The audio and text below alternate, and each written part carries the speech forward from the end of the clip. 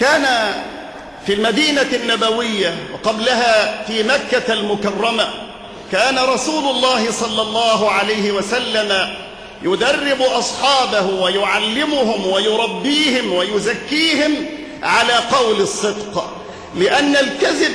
أمارة وعلامة من علامات النفاق، ولا يزال العبد يكذب ويتحرى الكذب حتى يكتب عند الله كذابا. ويا ويل من كانت هذه صفته عند رب العزة سبحانه وتعالى، ويل لمن كتب عند الله كذابا. إن آفة الكذب آفة خبيثة وخسيسة لا تستقيم معها الحياة،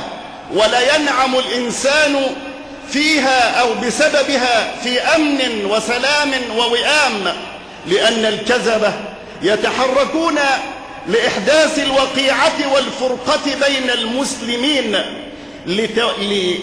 لكي يضعفوا شوكتهم ولكي يضعفوا قوتهم، فينال العدو منهم ما لا يستطيعه في المعارك المكشوفة كما قال بعض أهل العلم.